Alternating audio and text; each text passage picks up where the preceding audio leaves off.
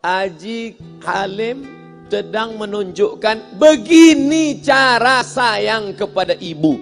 Wahai kalian yang tak menghormati ibu, yang menyepelekan ibu, yang merendahkan ibu. Malam ini lihat, beliau tidak ada ceramah, tidak ada tausiah, tapi langsung dibuat begini cara menghormati ibu. Ini sekarang banyak orang tak menghormati ibu. Berapa banyak ibu yang awalnya bantu-bantu, lama-lama jadi pembantu. Dulu dia tidak tarawih, kenapa? Karena kita menangis merengek di rumah. Sekarang di hari tuanya dia tidak tarawih juga. Kenapa? Dia menjaga cucunya. Berapa banyak itu terjadi. Jangan sampai. Dia tidak pernah menolak cucunya, dia sayang. Tapi kita yang berpikir, berapa kali dia tidak jadi sholat duha karena kita kencing di kaitnya. Berapa kali dia tidak tarawih karena kita menangis merengek sampai subuh datang. Berapa kali dia tidak iktikaf karena kita. Andai dia masih hidup hari ini, datang. Belikan pakaian yang paling dia suka. Belikan perhiasan kalau ada. Andai tidak cium tangannya. Tapi yang sudah meninggal dunia, jangan lupa kau doakan, Rabbil firli wali walidayya warhamhuma kama rabbayani shaghira. Berdoa pun kau tak mau, apalagi yang akan kau bawa menghadap Allah SWT. Meregang nyawa dia melahirkan engkau. 9 bulan 10 hari kau menumpang di perutnya. 2 tahun kau menyusu, melahirkan, menetes darahnya dalam badanmu. Andai kau gendong dia dari Palembang, jangan sebut Palembang lah Pak Ustaz, dari Pekanbaru Riau, kau gendong dia sampai ke Makkah, kembali lagi, belum tentu dapat menebus satu teriakannya saat melahirkanmu. Lalu apa yang bisa kau lakukan? Datang seorang ibu pergi ke tempat servis HP. Nak, tolong anak lihatkan HP saya rusak kayaknya. Dia periksa, ini enggak rusak bu. Terus, memang anak ibu enggak nelpon. Kenapa kau tidak telepon? Datang dia ke rumah anaknya. Nak, ibu enggak ada uang mau buka puasa, bisa minjam 100.000. Apa kata si anak? Sebentar ya ma, aku tanya istriku dulu. Ini Ustaz dapat dari mana? Ada yang kirim WA grup. Jadikan ibumu seperti raja, maka rezekimu akan diberikan Allah seperti rezeki raja-raja. Bukan hadis, dapat dari grup WA. Ini ibu minta terus sholat tarawih, tapi sang anak sudah tidak bisa. Aku mau hentikan saja sholat tarawih ini, karena mau buat tenda ini tidak bisa. Tiangnya bambu, sudah bocor.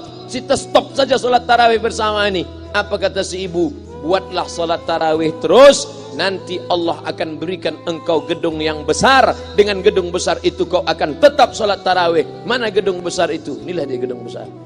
Langsung dikabulkan Allah Subhanahu wa taala. Karena setelah Allah langsung orang tua. Wa qadara rabbuka alla ta'budu illa iyyah.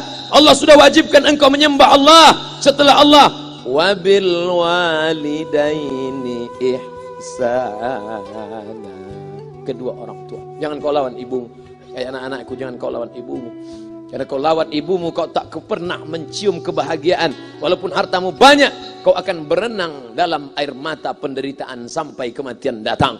Ada pezina hidup di dunia senang, ada pecandu narkoba hidup di dunia senang, tapi orang yang durhaka tetap dapat dosanya dibalas Allah di akhirat. Di dunia coba dapat.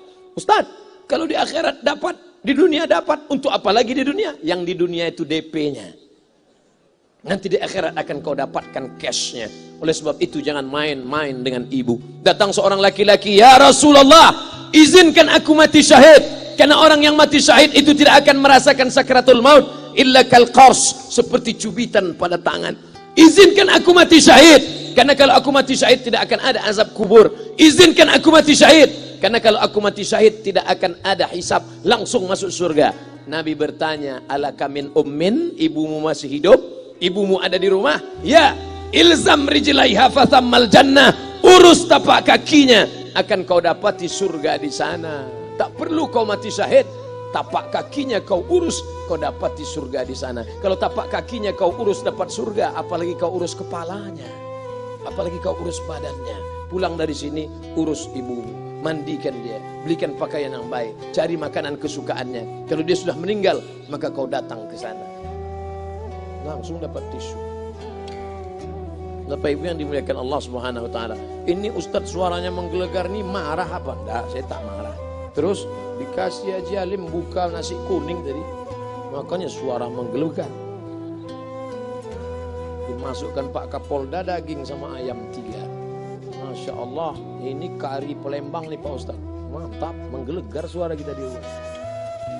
Bapak Ibu yang dimuliakan Allah Subhanahu wa taala, datang seorang laki-laki, kata Nabi sallallahu alaihi wasallam, nanti akan ada laki-laki yang datang kemari minta doanya, doanya kabul. Sahabat heran, kami yang hidup sama Nabi, kami yang perang sama Nabi, kami yang jihad sama Nabi, kenapa mesti minta doa dia? Dia tidak pernah ketemu Nabi. Pokoknya nanti kalau dia datang, minta doa sama dia. Setelah Nabi SAW meninggal, barulah dia datang. Orang itu bernama Uwais Al-Qarni. Kenapa doanya makbul? Dia merawat ibunya. Kalau ibumu kau rawat, doamu dikabulkan Allah Subhanahu wa taala. Apa yang kita lihat malam ini adalah buah bakti kepada seorang ibu. Ya Rasulullah, man ahaqqun nas bi husni sahabati? Siapa yang paling layak mendapatkan baktiku? Ummuka. Siapa lagi? Ummuka. Siapa lagi? Ummuka. Ibumu, ibumu, ibumu. Summa man? Siapa lagi? Abuka. Kami, Ustadz, Jenderal Bintang 5, alim ulama, kami hanya dapat 1, sedangkan kalian ibu dapat 3. Ibumu, ibumu, ibumu. Kenapa ibu dapat 3? Karena ibu bisa melakukan 3. Ibu mengandung, ibu melahirkan, ibu menyusukan. Kalau bapak mau dapat 3, coba yang 3 ini. Pulang dari sini, pergi ke tempat jual kelapa muda, beli 1. Jangan dibelah, ikat di perut 9 bulan 10 hari. Kalau mau merasakan melahirkan, pulang dari sini, pergi ke tempat jual mangga. Telan bulat-bulat, keluarkan bulat-bulat.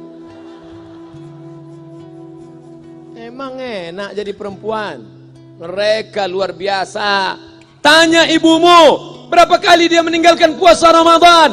Saat mengandung engkau, 30 hari dia tak puasa. Saat menyusukan tahun pertama, 30 hari dia tak puasa. Saat menyusukan tahun kedua, 30 hari dia tak puasa. Saat dia mau ganti qadha tahun berikutnya, adik mau menyusul. Hari ini dia belum mengqadha puasanya, dia terhutang di hadapan Allah. Lalu apa yang bisa kau lakukan? Malam ini betul-betul disadarkan. Alhamdulillah, ibu saya masih hidup, umurnya 70 tahun. Saya akan pulang dari kajian malam ini. Nampaknya malam ini saya yang ceramah, saya yang tausiah. Tapi saya mengambil pelajaran. Pulang dari sini saya akan lebih sayang pada emak saya. Saya lebih cinta kepada ibu saya. Saya malu, saya hanya pandai berceramah, berkata, tapi orang sudah mengamalkannya langsung. Haji Alim membelikan gelang ibunya 2 kali sampai 4 kali setahun. Gelang cincin. Sudah dibelikan 2 bulan, hilang. Kemana? Ada orang susah tadi aku kasih. Ternyata itu yang membuat rezeki melimpah ruah.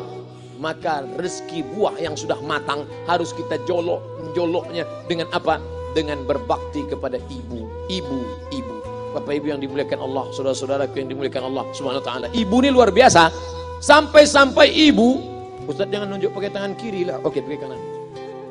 Ibu, andai ngomong ibu salah, tetap dikabulkan Allah Subhanahu wa taala. Ada seorang ibu memanggil anaknya, "Ya Juraij, wahai Juraij."